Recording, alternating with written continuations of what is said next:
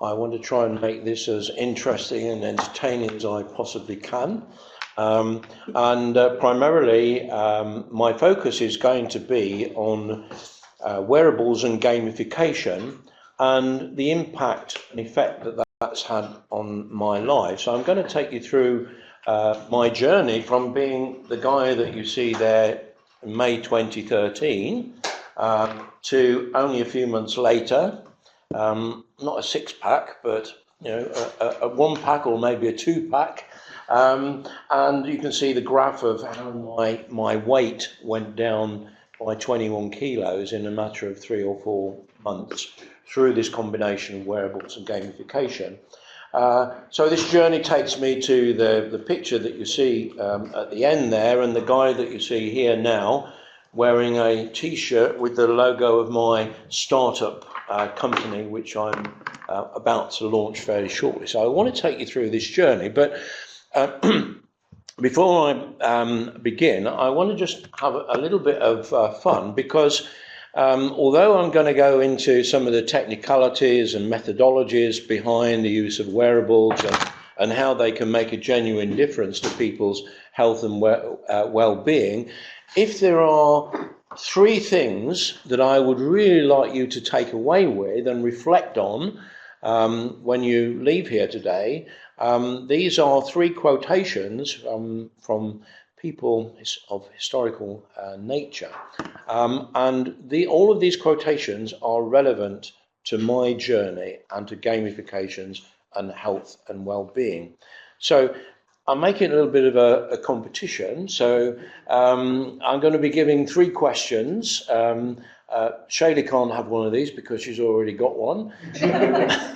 But this is my best-selling book, which I'm going to give out for those who get the first question right. It's also my worst-selling book because it's my only selling book.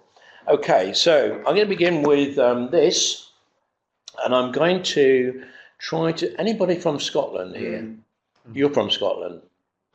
No. I have a Scottish background. I do know. Okay. Well, I'm going to try and pronounce it. And going back to my days of being in school, where you learn everything by rote, just for a bit of fun, I would like everybody to repeat after me, trying to simulate my accent when I deliver this. So I'm going to do it first.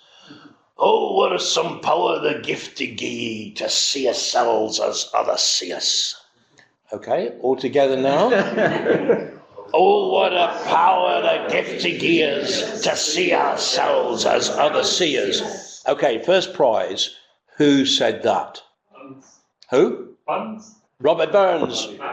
A prize for the man over there. Okay, so that's the first saying. You got that right. Now, the second saying, which is also relevant, is, again, it's another Scotsman, but I think he's probably not from Glasgow. He's probably a bit more refined, so his accent is going to be slightly different. So, once again, to travel hopefully is a better thing than to arrive. Okay? To travel hopefully is a better thing than to arrive. Okay, who said that? Scott.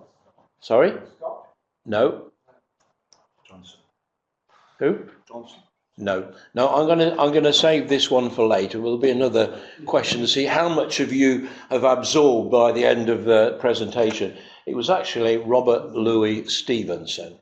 And the final quote, which is a bit more philosophical, and it's going to be in a different accent, is this one.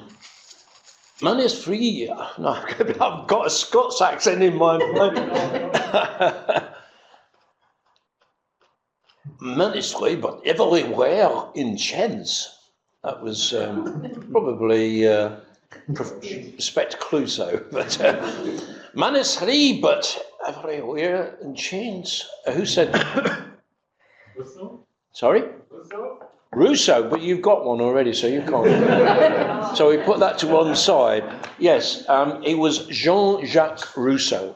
Now, all of these sayings, believe me, have some relevance, and they really reflect my journey the motivation and some of the obstacles and things that have influenced me in my use of wearables to transform my life. So presentation structure, I'm going to go through my background and influences very quickly. And before I go into how I became involved in wearables, why I became involved in wearables, the kind of results and statistics that I've got from my journey, from which you can draw some conclusions and inferences yourself. I'm going to talk about my own view of the wearables that I use, and strangely, I actually have got, and I wear every day, 3 different wearables. So I'm comparing and contrasting. One of them I use more than any other in terms of how it influences me, and I wonder perhaps if you can guess which one it is. Talk about the lessons learned, talk about the kind of future scenarios and the role of wearables in the future, in particular in society, before I go into something that I'm very passionate about, and that is the challenges of the ageing society, because I'm part of the ageing society, but I just have some real worries about the way things are going, largely as a result of the way artificial intelligence and other technologies are developing and emerging. Okay, so this is me. I describe myself as a serial technology social entrepreneur, an early adopter. I got involved in community technology projects, running my local radio chat show in 2002. When I got some funding from the government for a project called Harbour Community Learning Network. A few years later, in 2006, I became the founding director of the Serious Games Institute at Coventry University. And like Professor Minoka, I use Second Life. So you can see my alter egos. I have my avatar in the physical version of the Serious Games Institute, and my physical version in the virtual version of the Serious Games Institute. So I've merged those 2 pictures together, and we use Second Life and a number of other technologies as a way of building profile and awareness for the Serious Games Institute. 2 years ago, I was invited to be inaugural member of the International Society of Digital Medicine, probably because of what I've been doing with wearables. So you can see their logo, and the 2 founders, Professor Zhang and Professor Liao. They also are the people behind the Digital Medicine Journal. So I think there is a big opportunity for the Open University, with the work that you've been doing with technology and wearables, to get articles published in the Digital Medicine Journal. And there is an open invitation to attend the 2nd International Conference of ISDM in Guangzhou at the end of May. There may be 1 or 2 places available where hospitality is provided free, registration is provided free. You just have to find your airfare to Guangzhou. So this is my latest venture, which is my startup, and it's about the immersive technologies that I've been involved in over a number of years. And for me, I see an opportunity today to use 360-degree videos, images, sounds, and storytelling as a way of celebrating extraordinary people, places, and experiences. And so my passion and my mission over the next 2-3 years is to make that into a sustainable commercial venture, which will bring societal and business benefits to the silver economy and also to local communities. Oh, this is an opportunity for another prize. Anybody know what that machine is at the bottom of the picture? Sorry? Colossus. Colossus. Yes, it's Colossus at the National Museum of Computing. You said that as well? You both did. We'll split it in half. Okay, well, I will say one, but you can argue over it later. If I haven't written my last book, then you can have another one. Yes, that's a Colossus computer at the National Museum of Computing, which played an important part in helping to decode messages from the German High Command, and obviously had an influence over the war. So this is my best and worst selling book. It's not a religious book, despite the name.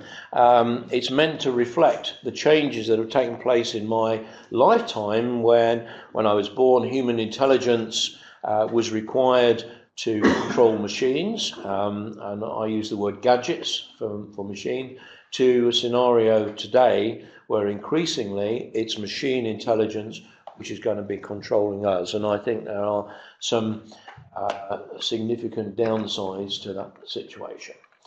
I won't spend too much time dwelling on this, but the two really major influences in my life, one is, does anybody recognise that person on the left-hand side? Do you know who he is?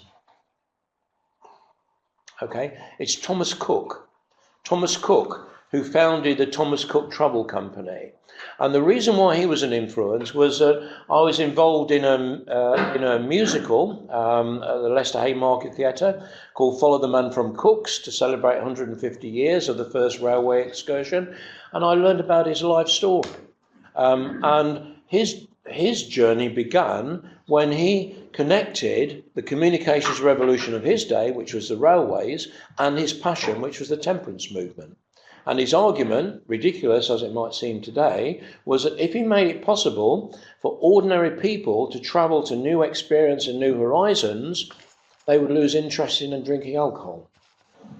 And that was his mission. Of course, I think he would be horrified today to see the kind of legacy that he left. But it was this notion of connecting communications technology for the benefit of society, which really inspired me ever since then.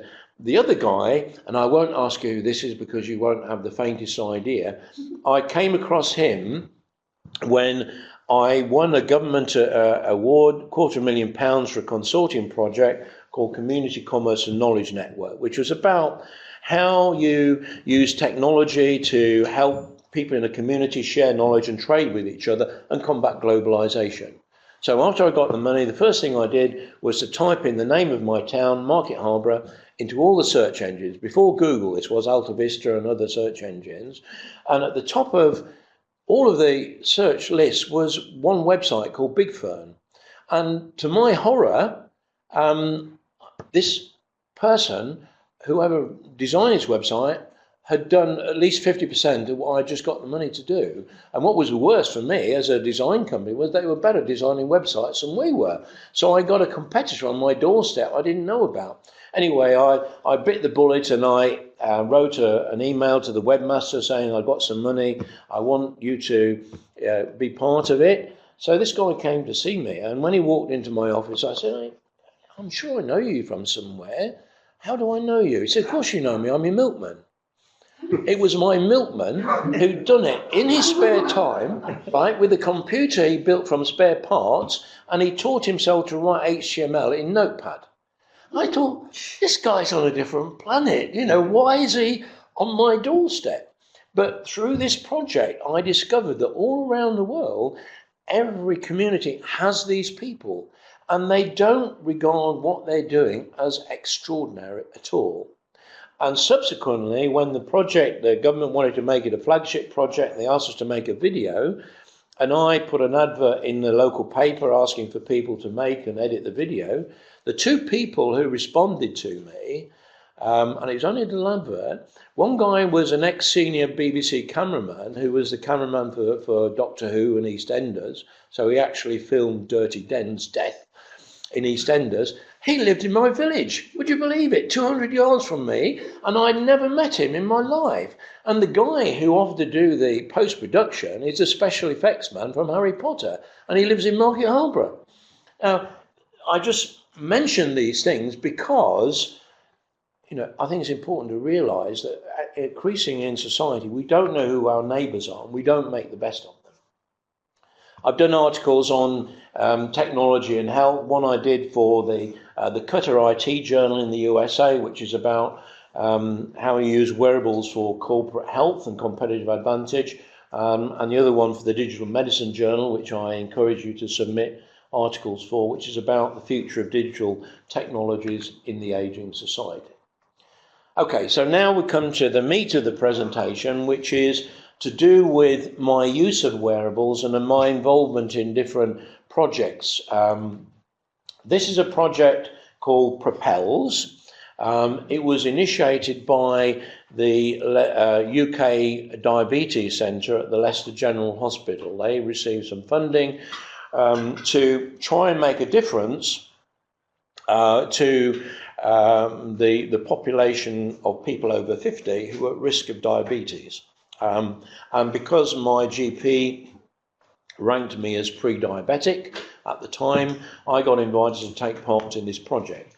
Now, I'd already been using wearables for 18 months and I'd got my weight down, and so I wanted to be involved simply to contribute my experience to everybody.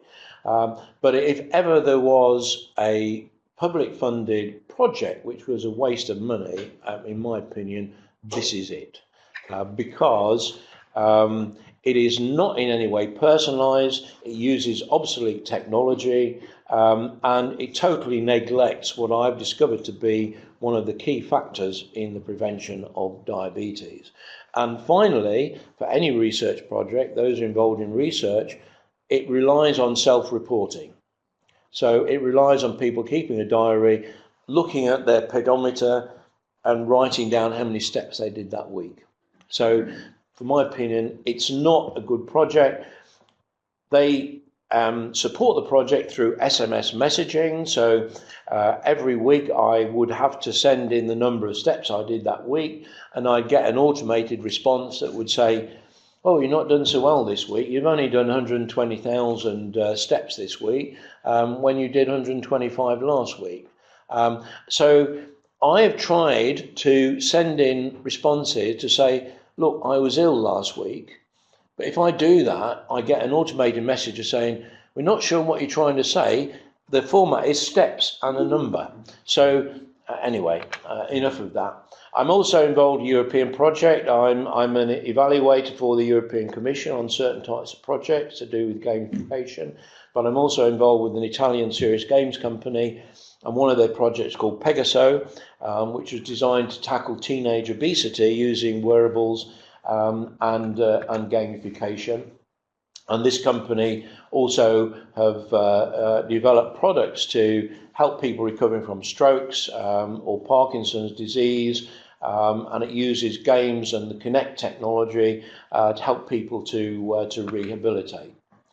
This is a paper that I wrote on gamification theory and practice, and it's used to address the challenges faced by business and society. So when we come to look at the impact of wearable technologies, for me, until we get to the point where the wearable and embedded technologies, as they will, not only monitor and measure your activity and your condition and your glucose levels, but also make medical interventions on your behalf, for example, insulin pump, until we get to that point where the machines take over the control of your health, there needs to be some human psychology involved in influencing behaviours. And our argument is that the gamification and the ability to gamify is actually embedded in our DNA, and we're actually much better at gamifying when we're babies and young children than we are as we grow older. Because, and the same is true with animals, anybody who's got a pet will know that your dog or your cat knows how to influence you when they want something. And that is gamification. And I would say that women are far better at gamification than men in experience. You know, historically, if a woman wants something, she's got subtle ways of using gamification skills. It might be an aggressive stance that you have to respond to, or a smile. These are the kind of things, but it's very important in influencing human behaviour. And this is a model that I created to try and classify different personalities through the lens of gamification. And I wish I actually removed Jose Mourinho from the top of that pyramid, because my respect for him as a gamification master has gone downhill ever since he engineered his job at Manchester United. But I'm happy to talk to you about that gamification and lens, and how that relates to influences people's behaviour, not just in wearables and lifestyle behaviours, but also in any human activity. Okay, so this is me. The picture on the left, and this is how I came to be involved in the use of wearables and trying to do something for my own personal health. The picture on the left, you see, it's not a can of beer, it's a soft drink. My hobby is acting. I got a lead role in a play called You Ought to Be in Pictures, written by Neil Simon, about a failed Hollywood director who suddenly finds his long-lost 18-year-old daughter turn up on his doorstep. And he hasn't seen this girl since she was 2 years old, because he left his wife all that time ago. She's heard that he's a Hollywood producer, and she wants him to get into pictures. So the story's about that. After the end of the play, I had a number of friends come to see me. One of my friends said, "Dave, you're getting fat." Okay. Another of my friends said, "Dave, where did you get your stomach padding from?" And I wasn't wearing any. So these two insults from friends who knew me very well. Okay, it was a bit like water off a duck's back, because touch wood, I've been very lucky with my health throughout my life. So anyway, but they registered a little bit, and then literally about a week or so later, I was having coffee with an Australian academic in Covent Garden, and she looked at me and she said, "I think you've got Russian blood in you." I said, "Why do you think that?" She said, "But you've got the build. You're like a Russian bear." She said, why don't you have a DNA test to get your genetic origin?" So she told me about 23andme.com, and she said, "You just take a sample of sputum, send it off to the States, $99 I think it was, and then you'll get back and they will tell you where your genetic origins are from." So I thought, why not? So I did this, and I found there's no Russian blood in me, or no like of Russian blood in me. I'm 99.9% European. One side of my family comes from an area called Doggerland, which is under the North Sea at the moment, and the other side comes from the Basque region. So that was okay, but 23andme.com also give you some characteristics which they are determined through crowdsourcing and the data that they've got about your propensity for certain things. And I discovered that I have a higher than average talent to smell asparagus in urine. Now, I can vouch that this is perfectly true, but that didn't really affect me. What affected me was the fact that it said you've got a 32% chance of getting diabetes too, compared to a much lower figure from the general population. So that made me think I really perhaps should do something about this. And then 2 weeks later, lo and behold, I was in bed at home, living on my own then in a flat in Leicester, and I looked at my phone, looked on the internet, and there was an article from Kathleen Jones of the BBC about wearables, and he was talking about the jawbone up. And so I put all these things together, and I thought, I'm going to try and gamify my own health and see if I can motivate myself to lose weight, see what the impact is. So I wore the bracelet. It was tracking my steps. It was tracking my sleep. And it also had an area where you can, with a food database, you type in what you've eaten, and it will tell you what the calorific value and the nutritional value of your food is. So this was the start of my journey, and within 3 months I'd lost 21 kilos, and I had been transformed, and I looked at myself in the mirror and I was well pleased, because my double chin had gone. I was much more pleased about myself. However, the only downside of this was that because I had no knowledge of nutrition, I was just concentrating on the steps and the calories and ignoring the nutritional value.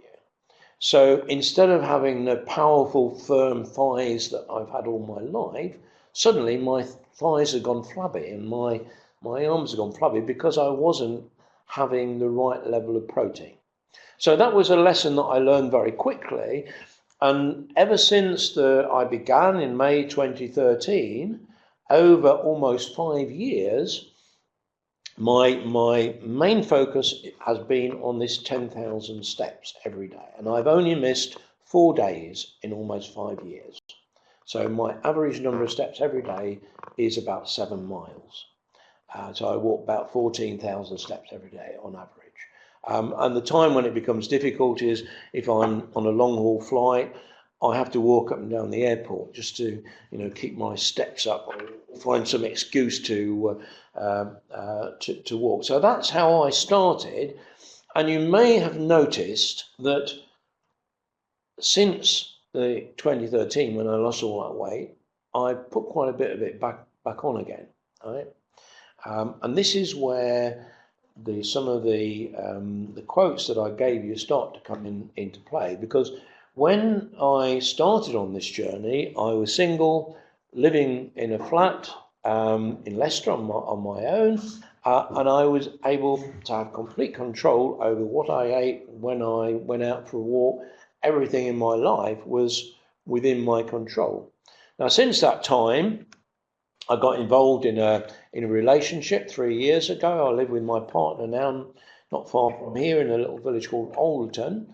And we both love food.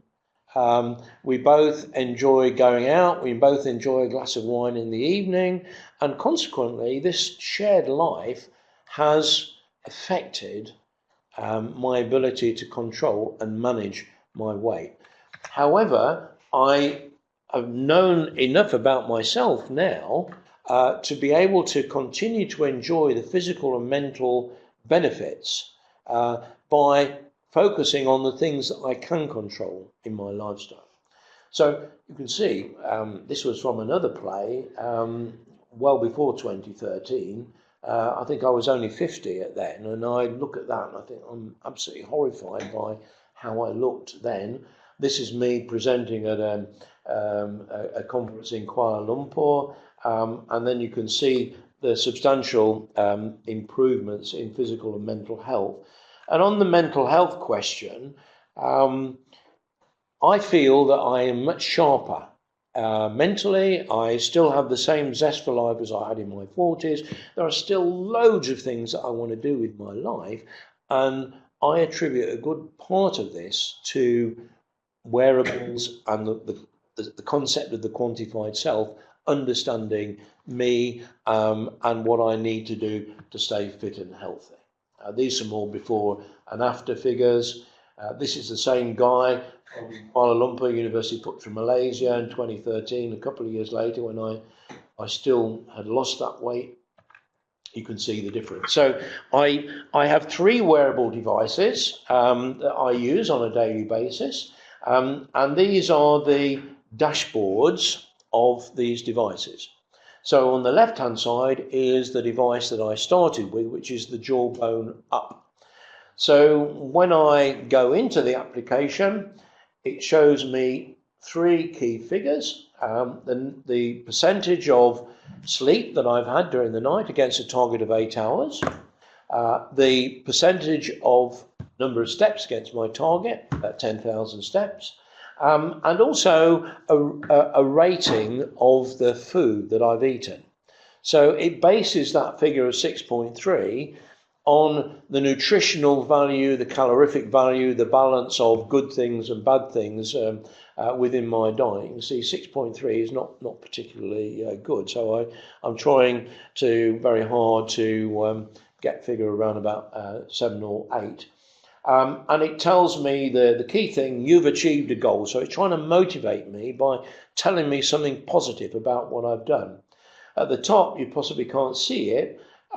It shows my pulse rate. Now, this was something new. They've added the sensors for measuring your pulse rate since the very first model of the Jawbone up, and that for me is quite an important figure nowadays, because when I click on that heart, it shows me how my heart rate has changed during the night, and the key thing is that it shows me my resting heart rate when I wake up. Typically, I would like my resting heart rate to be about 45 when I wake up. Because I've been fit all my life. When I was at university, my resting heart rate was 40. Nowadays, I know if I have a glass of alcohol at night, right, or several glasses of alcohol at night, I know my resting heart rate when I wake up in the morning will be a lot higher, and I know my sleep pattern will not be as good. But the other thing that affects this is the amount of water I drink. So I've learned on the key things to focus on if I want to keep healthy the way that I am. The second dashboard is from a device called Buddy Band 2, which is the one I'm wearing here. It's got a square screen, which if I press it once, it will tell me the time. If I press it again, it will tell me how many steps I've done. And I got involved in them because they're a local company. They were based in Huntingdon. I think they've now moved to Cambridge. And I'll explain what the pros and cons of these different companies are. The final one is the Activity Pop, which is a watch. And that not only tells me the time when it's working, the time bit stopped working, so it's always 20 past 11 on this clock. But it has a second dial, like a second hand, which shows my performance against 10,000 steps. So when it's gone round once, I know I've done my 10,000 steps. So those are the three devices. So this, I think, really paints a good picture because I've taken the data from my Jawbone and I'm illustrating the number of months I've been using the device, the total number of steps over that period, how many calories I consumed over that period, average steps per month, average calories consumed per month, and the steps to calorie ratio. Now you can see when I started, the steps to calorie ratio was 10.28. Right, so this is why I lost a lot of weight, because I was burning far more calories than I was consuming. And you can see how I gradually got downhill, so to speak, since then. So 2014, before my present partner, it was at 5.98, but 5.98 was enough for me to maintain my weight and all the other parameters that I liked. But as soon as I got involved in the relationship, it went down to 5.1, 4.85, and last year it was 4.72, which explains a bit about my weight loss. Now, I don't look at these kind of figures on a daily basis. I focus on the things that I saw.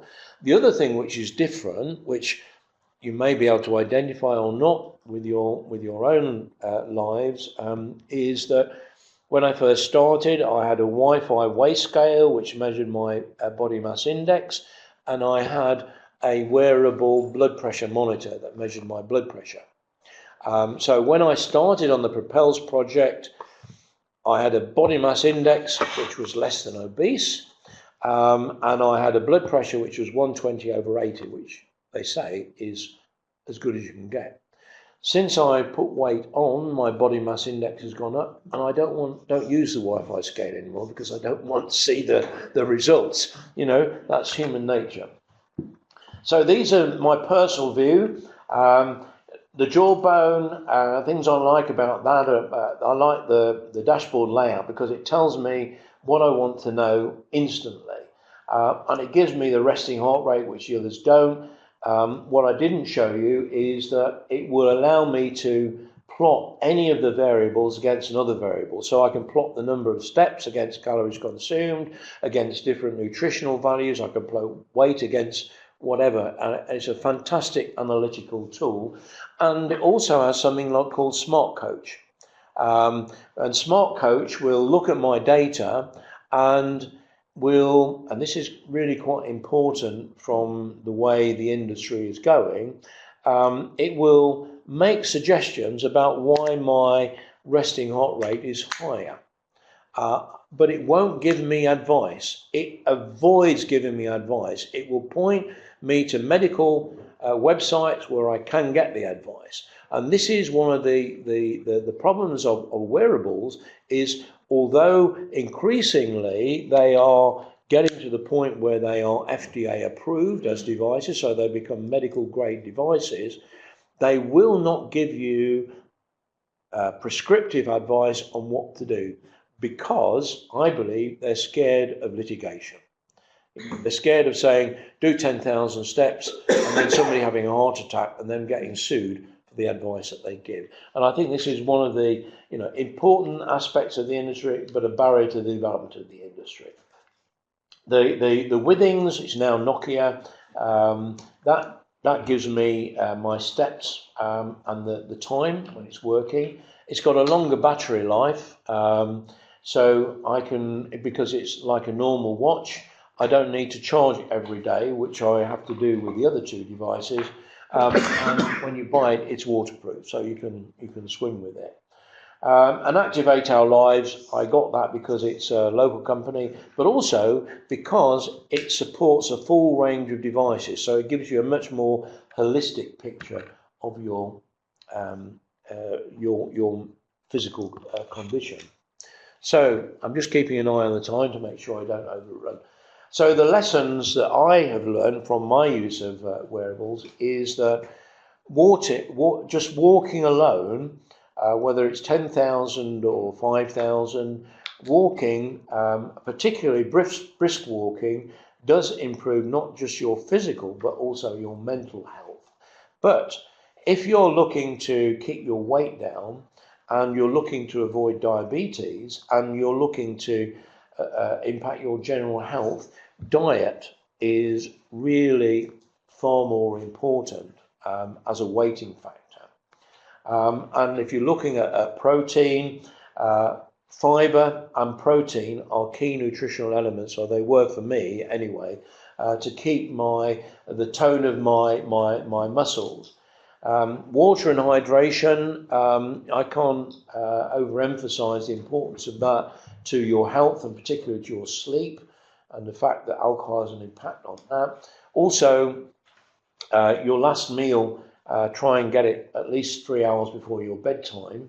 But motivation to do all of these is very personal, and it's linked to your circumstances and the level of your lifestyle control, which is the reason for putting up those 3 quotes at the beginning, because they are really observations about human nature.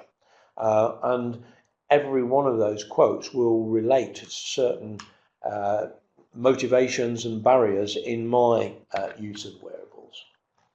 So if we're looking at the global lifestyle related challenges, Simon Stevens is the head of the NHS, and he keeps banging the drum about the fact that we are heading very quickly towards a cliff edge where obesity is going to be a major burden on the health society. And these are the kinds of things, it's not just obesity, but diabetes, cancer, cardiovascular problems. All of these come from modern lifestyle characteristics, a sedentary lifestyle. And a confession to make here, far too often after I've eaten, myself and my partner will sit and watch television for a couple of hours, and this is deadly. We should get up and move about more. Convenience foods, comfort eating, inadequate exercise, the couch potato syndrome. And the other thing, which I think is extremely important, is something I describe as a spectator society. And a spectator society means that increasingly we look to other people to solve our problems. So we become spectators of our lives, spectators of society. And so if we start to, if we recognize diabetes, we recognize these problems as being going to cause a societal problem coming down the line, we don't go out and do something about it. We expect somebody to solve it for us. Oh, somebody will come up with a pill that will stop us getting diabetes. And I'm sure that's going to be the case. And I'm sure we will have embedded devices which will monitor our glucose levels, monitor our heart rate, and will provide not only alerts, but actually make some medical intervention. So we'll no longer we'll be less and less reliant on our own control and willpower. And for me, that is not a good thing. This is quite a common position. So when it comes to the what are the things that are going to come into play in the future? This is a picture of my mum in Kettering General Hospital. She died of dementia. So I've seen firsthand some of the debilitating effects of lifestyle-related conditions. But it isn't just about lifestyle. We have a declining working population, and the ratio of working people to retired and elderly people is getting smaller and smaller. So there are going to be more and more people who need to be looked after by less and less working people. And this is going to get worse as our life expectancy increases. And as I was talking to Shaylee earlier on, a lot of these problems are certainly from middle age onwards to my sort of age, people begin to feel that their skills are no longer relevant to the modern age. So they feel they're on the scrap heap, and this affects their mental and physical health. And increasingly with a mobile society, instead of families looking after their parents, they go into care homes. So these are serious problems for the future, and my suggestion is that we need to find this connection between the tools that are increasingly available, like wearables, embedded sensors, etc., to give from empowerment to responsibility for better personal health management. So having personal health systems which hand the power to individuals to look after themselves better, but also provide them with incentives and motivations to do something about it. And this is a quote from Simon Stevens, which is saying that the best chance that we've got of increasing our lifespans with not only a lifespan but quality of life is adjust our personal behaviours and to do so at an earlier rate. So this is my analogy and my suggestion of one of the ways of looking at it. Okay, so when I think of myself, I don't think of my body as a temple, because it's clearly not, but I liken it to a car. So this picture, this beautiful car on the left, was my partner's MG, built in 1952, so it's 3 years younger than me. And we had this great dream that we would drive down to the south of France. You know, imagine the hair flowing, well, when I had hair, her hair flowing, with a luggage on the back of the sports car. Anyway, she had it maintained regularly by a guy in the village. So before we set off to the south of France, about 3 or 4 weeks before, we decided to take it out for a spin. And lo and behold, we did about 5 miles and it broke down. Right? So here's the AA man fixing the problem, and he was absolutely delighted because he could get the bonnet up and he could get the spark, he could get the distributor, and he could polish it, he could clean the spark plugs and fix it himself instead of just replacing a part. You know, it was a challenge to him. Now we decided to go in my Mini instead. But the other thing about this device, apart from the fact that it wasn't that reliable, it was hard to drive. It was before synchromesh, so you had to double declutch, and there was the heat of the engine going up your legs. So it was you know, I mean, it might have been romantic, but it was not an easy car to drive. And so consequently, I took the soft option of the Mini, where I know I can turn the key and it will start and it's not going to break down. So taking this analogy, you know, a car navigates or takes us from A to B, but in our life, if you regard it as a journey, we know the start point, it's our birth, we know the end point, it's our death. And in between, there are certain key steps or places on the way that we visit, but we've got no idea really of where that journey is going to take us and whether it's going to be a nice journey or a bad journey. So if you think about our body as being the vehicle that takes us on our journey, the better we can look after it and the more we can understand how it works and respond to that, the easier it is for us to have a choice about how we take life's journey. And if you look at what's happened with cars before data technology and today, this is a Humber Snipe, which is what my uncle had when I was a kid. He used to take us to the seaside in that. In those days, we relied on a knowledge professional to fix the cars for us. Okay, so when we had breakdown and repairs, like in the MG, we were very reliant on people who knew something about the engine and the mechanics to be able to diagnose, maintain and repair. But today, these cars have embedded technologies which make them more reliable, but they also give us the diagnostics and the feedback. And my Mini only needs servicing once a year, 21,000 miles between services. And when it goes into a garage, all the mechanic will do is just stick a plug in and do the diagnostics, and he knows it. So cars have been totally transformed by sensor technology, visualization technology, measurement and feedback, all embedded in. But it's the same with our bodies. So just as the technologies have enabled us to use a sat-nav to tell us or advise us on the journey or the route we should take to get to a destination, wearable and embedded lifestyle technologies increasingly will provide us with equivalent of a health sat-nav. And it's up to us whether we ignore it, as I often do with my sat-nav, or whether we take its advice. But it can simply give us an indication of the consequences of our behaviours. So when we look, what are we going to do about this situation or this cliff edge that society is heading for? Who is going to be responsible? Is it going to be politicians? Is it going to be the food industry? Is it going to be doctors?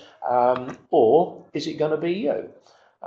So this combination of gamification and enabling technologies, measurement and feedback, just with snapshot data, which gives you your condition at a point in time. So this measures BMI, but it also measures your the amount of water and the strength of your muscles in different parts of your body, so you know what to exercise when. Mobile apps are one of the biggest, certainly for me, in my choice of which device to use. That's the key determinant, rather than the technology that's actually embedded into the device. So the roadmap for the ageing society, and I think we need to get together with the experts in your domain, in social sciences, behavioural sciences, games and entertainment industry, all those sectors of society which are working on not only the technology, but how we apply it in a way that's effective for society. So looking ahead to the future of lifestyle technologies, increasingly devices like the ones that I'm wearing and the Apple Watch are going to become medically accredited devices and will provide very advanced health metrics, which a doctor will be able to accept. I think it's inevitable that healthcare costs are going to be linked to our lifestyle behaviours with rewards and penalties. And I'm going to see a revolution in the healthcare ecosystem, which means that instead of medical professionals who spent their whole lives developing their skill and expertise in the sector and their domain, they will be challenged by people outside the sector who are specialising in sensor technologies, artificial intelligence, human behaviour, etc. I've written an article. In fact, I'm presenting in Bruges in a couple of months' time at a science fiction conference to talk about singularity. For those who are not familiar with the term, it's the notion that in my lifetime we will see technology advance to the point where it's technically possible to get people to live forever with a reasonable degree of healthy lifestyle. That's called the singularity. And I really dread the day when that happens. I do, because I think it's necessary for human beings to go through this cycle. So, meeting the challenge of the ageing society, it's not just about the cost burden, it's about the impact of the technologies we're involved in developing on employment, the impact that's going to have on physical and mental health, and the future, not to put too fine a point on it, the future of humanity. So my recipe for success is to look at the factors which will give us some influence on people's behaviour. And I would say, if I wanted to describe it as an equation, I would say challenge plus choice plus control equals competence, competence plus well-being, which means that for our humanity and for us as human beings, we actually need a challenge. We need challenges which we either take up by choice or are necessary. But in taking those challenges, in order to respond to them, we need to have a perceived ability to influence the outcome. But the outcome is not certain. It needs to be uncertain. This is the notion of gamification.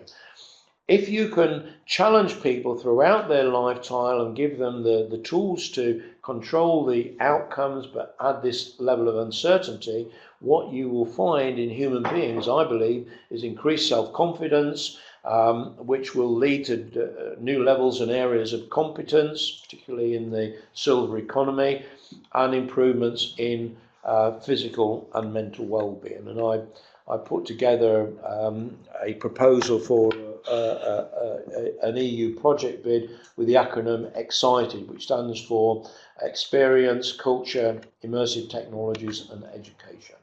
So this is why I am focusing now on this startup business to try and do as much as I can with the technologies that I know about to bring some benefits to local communities. And because I live in Alderton and I'm within this area, I'm looking for, particularly initially, local partners who can buy into this vision.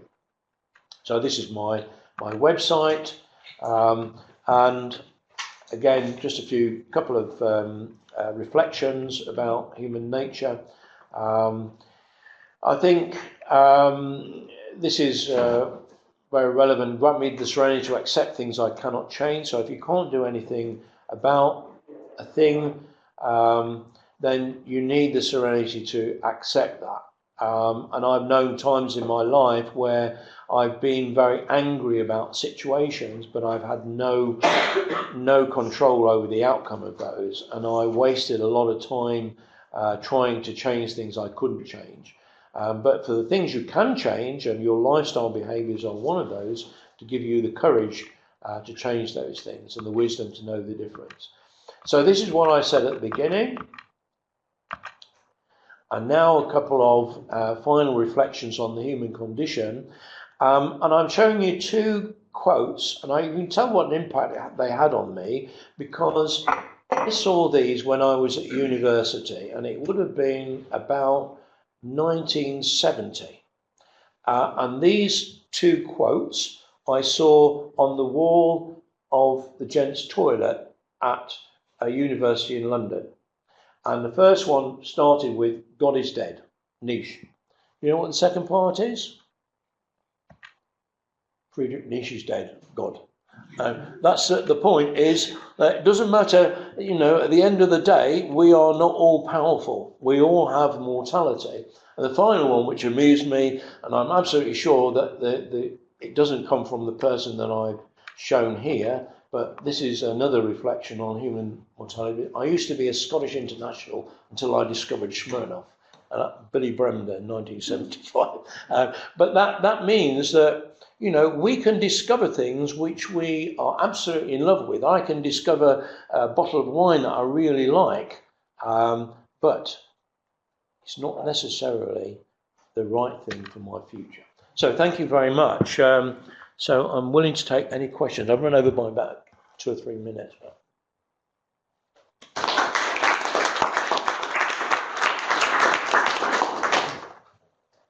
Yes. I mean, your kind of journey seems a very solitary one. In a what, sorry? A solitary one. You're just kind of on your own. But there's another aspect to a lot of the sort of gamification, which is sort of competition with other people, and Strava was the thing that was coming to mind.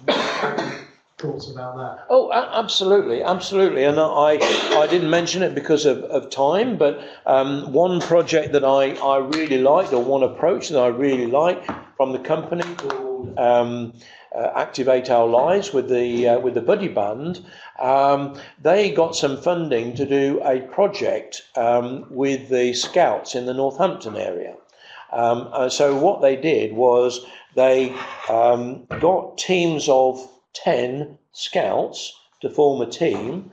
All of the scouts had a wearable device measuring their steps, and the challenge was they had to walk from Northampton, virtually, walk from Northampton to the birthplace of Baden-Powell in Africa. So as a team, they could track how far they got on this journey. So this is a great example. It's competition between teams, but it's using the team element of gamification to bring people together for a common goal. So as you're right, I'm doing it on a solo basis, for the selfish reason that I want to have an impact on my life. And I think if I can't talk to other people, advise other people, if I don't know and have that experience myself. But one thing I would say, and I don't, it would be really nice if the same phenomenon happened in this room, but I've had quite a number of occasions when I've spoken at conferences around the world, and I've had somebody come up to me I wouldn't know from Adam, and they've said to me, I really must thank you for, I saw your presentation a couple of years ago, and it's one case in Singapore. He said, I love to play basketball, but I'm 35 now, I couldn't keep up with the younger ones, but I saw your presentation, I got a wearable. He said, and now I've lost my weight, I'm physically fit, and now I'm able to compete with these younger guys. And it's like my milkman. You're not that you might, as you can imagine, you're not the first people I've told this story to. So this guy, a milkman in Market Harborough, living a very humble life, will have had an impact. People all around the world who've heard of Frank Bingley, and he's no knowledge of that. And that's another thing which I didn't mention in here. Today, we all have a responsibility. We all have a responsibility because through social media and other channels, paper we publish, you touch the lives of thousands of millions of people that you're not even aware of. And so, although this is if you like, a solo effort, applying gamification in a team context, particularly, I saw the notice on the board there where you've got 4 people using wearables and they're comparing their sleep and their different activities. I think this is great, but it has to be something that you choose to do yourself. It's not something that you can impose on people. And if you make it through personal choice, you're more likely to be motivated, but you're also likely to also encourage other people to join with you. Any other questions? So one more. I was wondering, what was your vehement problem with the Propel project? Well, I had a number of issues with it. The first one, it was using technology which was unreliable and obsolete. It was a mechanical pedometer. All right? It was a mechanical pedometer, and mine packed up after 3 weeks. But the study started in 2012, though, so that still preceded the It started. It was launched when I went off to Kuala Lumpur, which is I think 2014 or late 2013. No, 2014. So it started in 2014, and I understand the cost issues, and I understand, and what they said to me is that we're going for a large population. It's partly about the cost of a device for tracking your steps, but it's also partly about the fact that a lot of the cohort of recruits will not have a smartphone. Whereas with a wearable like mine, you generally need a smartphone to collect the data. So, I do understand the limitation. And of course, as soon as you choose a mechanical pedometer, you then really, you have to use self-reporting because it doesn't automatically collect the data. So unless you have some mechanism for communicating what's on the pedometer electronically, you're relying on individual people to keep a diary and to write down the number of steps. And so they had to reset. You had to reset the pedometer every night and write down each day, which I think is a flawed approach. And then the fact that they totally focused on steps. And although in the initial session they told you some of the theory about diabetes and nutrition and diet, absolutely no part of the project was involved in tracking what you're eating or what you're doing. And so I think if you're going to advise, you've only got this parameter of steps. So when they get to come to analyse my results, they will see that I've done at least 10,000 steps every day for the whole of the time of the project. And if they come to measure my blood glucose levels, my body mass index, my weight and my blood pressure, it's worse than when I started, even though I've done their targets. So what conclusion do you draw from that? You can't without the other data. But it wasn't well intentioned because it was a follow-up for a project called Desmond, Yes. which was targeted for people with type 2 diabetes. Yes. But the original idea was to get groups of people from Diabetes UK local groups to join together to do this. Yes. And to keep in touch with each other. So it's more of a social thing combined with activity. Yes. Well, I think that element of it would be great, but there's actually nothing like that within Propels.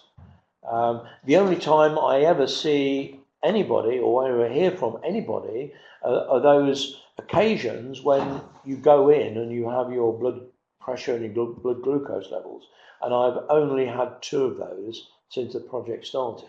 So I don't know what other people are doing. There's no social element to it. So I support entirely the aims of UK diabetes, and I know it's well intentioned, but I just wish that they would.